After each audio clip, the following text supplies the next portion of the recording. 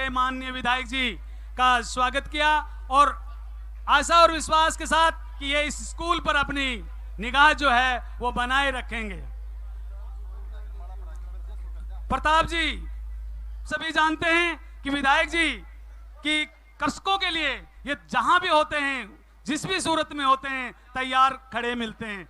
इनके लिए आप सभी एक बार पुनः जोरदार तालियों से इनका स्वागत करें, अभिनंदन करें और इनसे आशा और विश्वास के साथ, इसी आशा और विश्वास के साथ कि हमारे सरपंच साहिबान, सभी हमारे डेलीगेट्स, गांव के बुजुर्गों, नौजवान साथियों, पत्रकार बंधुओं और मेरे दोस्त के छोटे भाई गायक खरकिया जी, गांव से आए सभी बुजुर्गों, नौजवान साथियों, आज मुझे अपार खुशी है कि जिस गांव में मैंने प्यार और स्नेह देखा तो साथ आने वाले व्यक्तियों ने भी कहा कि हमारे विद्या जैसे लोग जो प्यार और स्नेह से लोगों का स्वागत किया है और आप लोगों ने जो एकत्रित होकर के सारे गांव के एक समूह को बना करके और आपने एक पशु औषधालय के उद्घाटन में आपने एक बहुत जुनून दिखाया है। इसके लिए मैं पूरे गांव के महिलाओं को, बच्चों को, बुजुर्गों को और नौजवान साथियों को मेरे दिल से हार्दिक अभिनंदन करता हूं। आज को आपको बताना चाहता हूं कि उरिका के सभी लोग बैठे हैं, ज़्यादा नहीं तो 80% तो पक्के बैठे हैं, मैं देख रहा हूं इनको, और मैं एक एक आदमी को जानता भी हूं। उरिका में चाहे राजीव गांधी भवन बना हो, चाहे पशु औषधालय बना हो, चाहे पानी की टंकी बनी हो, चाहे जगह जगह सड़कें बनी हो, मेरे आने के बाद ही बनी थी। अगर कोई मैं झूठ कह रहा हूं तो गांव के खड़ा होकर कह दो भाई तूने नहीं बनाई। और आज भी मैं हारने के बाद में भी राजपूतों के मोहल्ले में टंकी और कुएं का उद्घाटन करके आया हूं। और पानी की जहां दिक्कत थी, चाहे सेठ को हमने पटाया, कुछ भी किया, ये टंकी बनाने में बड़ी भारी दिक्कत आई। और मैं आपको बताना चाहता हूं कि मेरे से पहले और मेरे बाद में भी एक भी टंकी नहीं बनी। और कोई बनी हो तो बता दे भाई। मैंने 17 टंकियां एक साथ, चाहे उरिका हो, चाहे गाड़ा खेड़ा हो, चाहे ढाडोत हो, चाहे झांझा हो, चाहे मोई हो, चाहे माकड़ा हो और चाहे सोली हो, सब जगह मैंने टंकियां मेरे टाइम में बनाई थी। सही बात है ना उरिकाड़ो? और मेरे जीवन के 40 साल की राजनीतिक में मैं एक दावे के साथ कह सकता हूं कि जब गरीब का बेटा हो, चाहे अमीर का बेटा हो, और चाहे कोई भी व्यक्ति मेरे पास गया होगा, मैंने उसको गले लगा के ये नहीं पूछा होगा तेरा नाम क्या है और तेरा काम क्या है, मैंने ये पूछा होगा तेरा काम क्या है। और एक दावे के साथ ये भी कह सकता हूं इस स्टेज पे खड़ा होके, आज राजनीतिक में भ्रष्टाचार का चरम सीमा पे पूछा हुआ है। मैं दावा के साथ ईमानदार निष्ठा से कह सकता हूं कि एक बंदा राजस्थान की धरती पे खड़ा होकर दे कि सरनु कुमार तू चुनाव हार गया था, चाहे जीत गया होगा, मैंने तेरे को 500 रुपए दे के मेरा काम करवाया, 5000 रुपए देख रहा है, सरनु कुमार उरिका से वापिस लौट जाएगा, कभी लौट के वापिस गांव में नहीं आएगा। गलती मैंने नहीं की है, मेरी आत्मा रोती है कि जब गरीब के बेटे को कोई थानेदार लूटता है, तहसीलदार लूटता है, जो गरीब को कोई लूटता है, ईमानदार से कह रहा हूं मैं रोने लग जाता हूं कि 77 साल की आज़ादी के बाद भी गरीब के बेटे को प्यार नहीं मिला। मेरा सपना कोई ये नहीं था मैं बहुत बड़ा नेता बन जाऊं, मेरा सपना ये था मेरा गरीब झोपड़ी खेत और खलियान का बेटा बुजुर्ग तहसील में जाए, तहसीलदार खड़ा होकर पूछे बाबा तेरा काम क्या है, थाने में जाए थानेदार खड़ा होकर पूछे बाबा तेरी सेवा क्या है, और बिजली बोर्ड में जाए तो बिजली बोर्ड का ये कहे बाबा क्या काम आए हो। आज चाहे कोई भी जाए, तहसीलदार हो खड़ा नहीं होता है, थानेदार जाए मुंह मोड़ लेता है, आत्मा रोती है। पर क्यों? आपको मालूम होना चाहिए, जब गरीब का हम किसान का बेटा ये हल चला करके और जमीन को खोद के अन्न पैदा करता है, और अन्न पैदा करने के बाद जब अन्न को निकाल लेता है तो उसके मांगने वाला आता है, वो कहता है मेरा तेरा नहीं तो निकालने का शरीर था, और वो सारी लाटे से अनाज ले जाता है। और गरीब का बेटा अपनी माँ से कहता है माँ मुझे रोटी दे।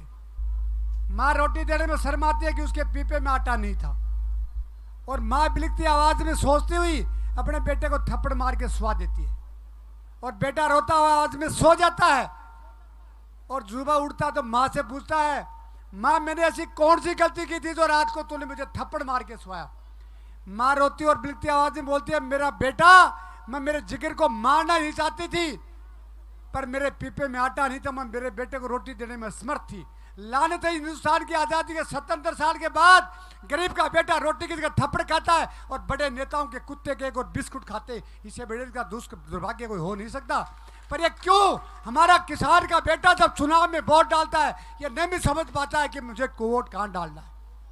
मैं तो गरीब की सेवा करने के लिए आया था, धन कमाने के लिए नहीं आया था। मैं कोई ईमानदार से कह रहा हूँ, जब मैं MP का चुनाव हारा, मेरी बीबी ने कहा, मैं तो जब शादी में आई थी जब भी तुम गरीब थे और आज भी तुम गरीब हो गए, तुम पैसे वाले कब हो गए? मेरी आंखों में आंसू आ गए और मैं रोने लग गया कि मैं आज सेवा करने के बाद मुझे सब सुनने पड़े, पर मैंने किसी गरीब का गला नहीं काटा और गला काटूंगा भी नहीं, चाहे वोट कभी भी मत देना, पर मैं तुम्हारे आखिरी दम तक जो जहाँ तुम्हारा पसीना बहेगा वहाँ श्रवण कुमार खून बहता रहेगा। मैं आज भी कहता हूँ, मुझे इस बात की पीड़ा है कि जो आज राजनीति में लोग लूट खसोट करते हैं उनका दरगाह में मुंह काला होगा। गरीब का शोषण करने वाला कभी बड़ा नहीं बन सकता, गरीब के साथ अत्याचार करने वाला कभी बड़ा नहीं बन सकता, और गरीब के साथ अन्याय करने वाला, धोखा देने वाला कभी बड़ा नेता नहीं हो सकता। अब भगत सिंह की बातें कर रहे थे, मुझे बड़ी खुशी हो रही थी। कोई बंदा हिंदुस्तान में, कोई नेता ने इस देश को आज़ाद नहीं कराया, हमारे भगत सिंह जैसे लोगों ने, चंद्रशेखर आज़ाद, लाला लाजपत राय, गुरु गोविंद सिंह और भगत सिंह जैसे लोगों ने देश को आज़ाद कराया था। भगत सिंह का सपना यह नहीं था कि हमारा देश का नेता लोकतंत्र लागू होगा और फिर सरपंच से लगा के, पंच से लगा के MP तक का चुनाव होगा और मेरा देश का नेता बेईमान होगा। उनका सपना यह था कि मेरे गरीब की झोंपड़ी, खेत और खलियान में जहाँ दीपक जल रहा है वहाँ बल्ब जलेगा। उसका सपना था जो प्यासे बरियों से पानी निकालते हैं वो बटन दबाते पानी बाहर आएगा। उनका सपना बहुत बड़ा था, लोगों ने फांसी खाई। ये हमारे सुभाष चंद्र बोस जब भी गाना गा रहे थे ना, भगत सिंह को जब फांसी के तख्ते पर लटकाया गया, उसकी बहन ने कहा, भाई मेरा भात कौन भरेगा? तो भगत सिंह ने कहा, ये पूरा हिंदुस्तान तेरा भाई है, एक तेरा भाई देश के लिए जा रहा, पर तेरा प्रत्येक भाई तेरा भात भरेगा। सुभाष चंद्र बोस जब अंग्रेजों का शासन था, अंग्रेजों ने कहा, वो IFS का इंटरव्यू देने के लिए जा रहा था और उसके पेपर में लिखा था इंडियंस आर डिसऑनेस्ट। उसने कहा क्या लिखा है? निरीक्षक ने कहा पढ़िए और जवाब दीजिए, बकवास मत करिए। भगत सिंह ने कहा, सुभाष चंद्र बोस ने, बकवास नहीं करा, उसमें पेपर में क्या लिखा है? Indians are dishonest. इसका मतलब समझ हिंदी में है, हिंदुस्तान का प्रत्येक व्यक्ति बेईमान है। उसने पेपर को फाड़ दिया और कहा, जिस माँ की कोख से पैदा हुआ हूँ, जिस धरती पे पैदा हुआ हूँ और जिस देश के लिए जन्मा हूँ, उसको बेईमान कह के पेपर नहीं दूंगा। और वो उस दिन से देश की आज़ादी के लिए खड़ा हो गया और अंग्रेज के कोने कोने में जाके और कोड़े खा करके भी देश को आज़ाद कराया। मैं आज भी कहता हूँ, श्रवण कुमार को MLA और MP का भूखा नहीं है, मैं तुम्हारी सेवा के लिए हूँ। वोट चाहे देना नहीं देना, लास्ट दम तक तुम्हारी सेवा करता रहूँगा।